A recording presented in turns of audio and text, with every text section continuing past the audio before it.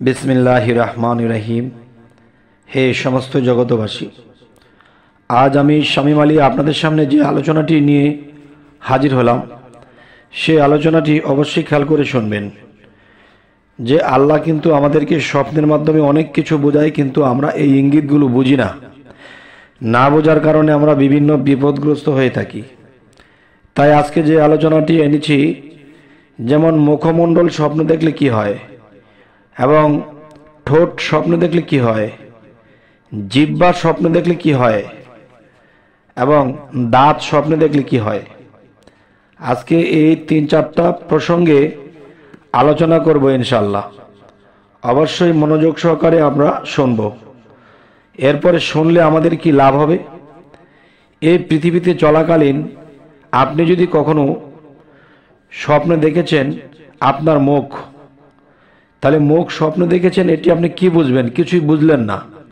এখন আপনি চলার পথে চলে গেছেন, কাজের পথে চলে গেছেন, কাজ করতেছেন, হঠাৎ একটা সমস্যা এসে দাঁড়িয়েছে। তখন আপনি মনে মনে ভাববেন, আরে আমি তো এই স্বপ্নটাই দেখেছিলাম, কিন্তু সতর্ক হওয়ার মতো জ্ঞান ছিল না, বা স্বপ্নগুলো আমরা খেয়াল করলাম না। তো এই বিষয়ে আজকে আলোচনাটি করব ইনশাআল্লাহ। অবশ্যই খেয়াল করে শুনবেন যে যদি ভালো কিছু মুখ দিয়ে বের হতে দেখে তবে সম্পদ হাসিল করবে, আর যদি মন্দ কিছু বের হয় তবে কথা বা গালমন্দ শুনবে। আচ্ছা, এবার আসি, আর স্বপ্নে মুখের ভিতর কোনো কিছু প্রবেশ করতে দেখলে রুজি হাসিলের আলামত বুঝবে এবং অপ্রত্যাশিত নিয়ামত লাভ করবে।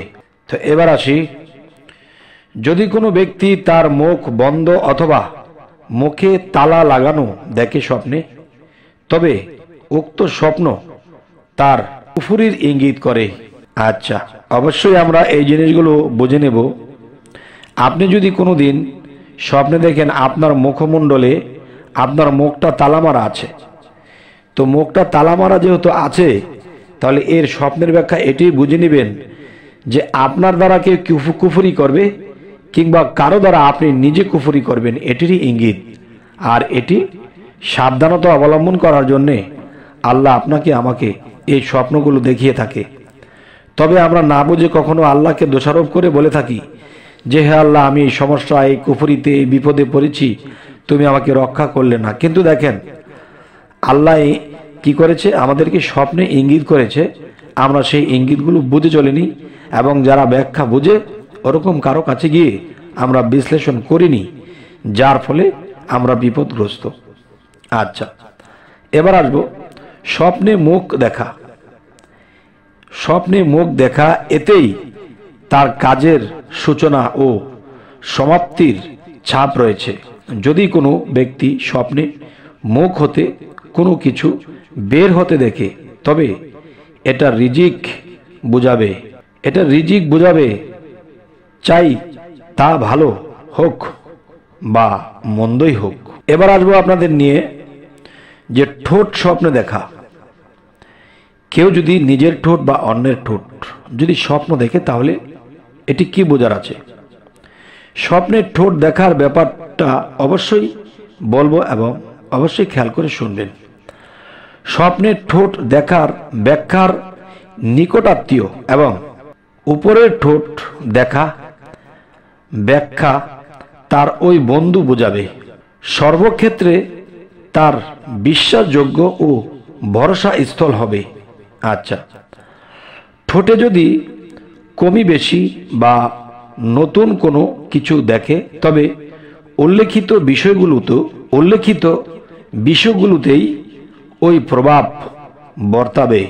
এবার আছে, যদি কেউ ঠোঁটে পানি বর্তিত দেখে তবে বন্ধু বান্ধবের কাজকর্ম ওইভাবে চলবে না যেভাবে চলা উচিত ছিল।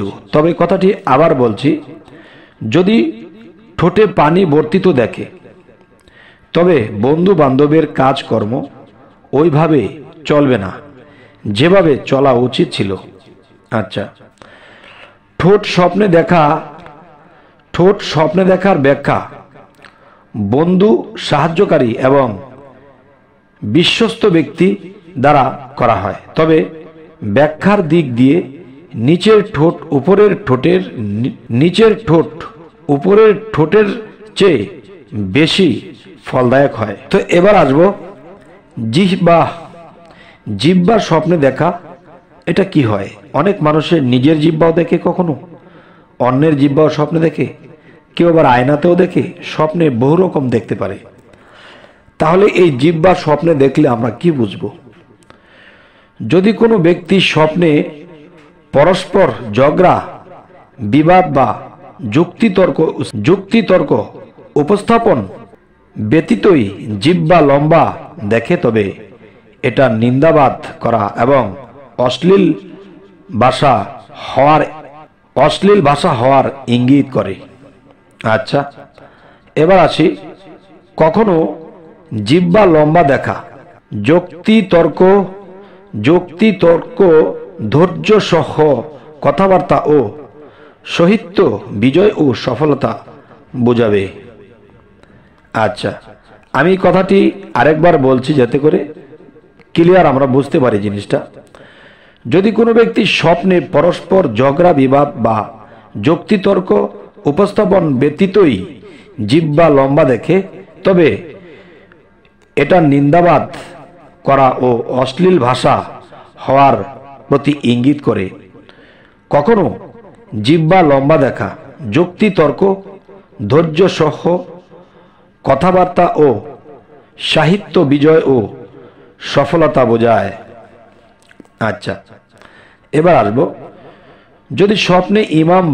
যদি স্বপ্নে ইমাম বা সেনাপতি তার জিহ্বা লম্বা দেখে, তবে যুদ্ধাস্ত্র বেশি জমা করবে এবং জিহ্বার মধ্যে তর্জমা বা ভাষান্তরিক করার কারণে সম্পদ হাসিল করবে। এবার আসি, জিহ্বা বাধা দেখলে, জিহ্বাকে বাধা রাখা হয়েছে এমন কিছু স্বপ্ন দেখলে যে রোগান্বিত ব্যক্তি বা রোগ ব্যাধি বাড়া মুসিবত এবং দরিদ্রতার সম্মুখীন হবে।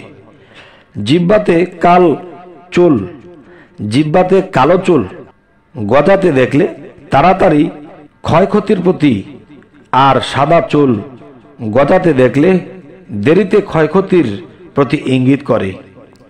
আচ্ছা, এবার আসি, যদি কোনো ব্যক্তি স্বপ্নে তার দুটি জিহ্বা দেখে, তবে শত্রুর উপর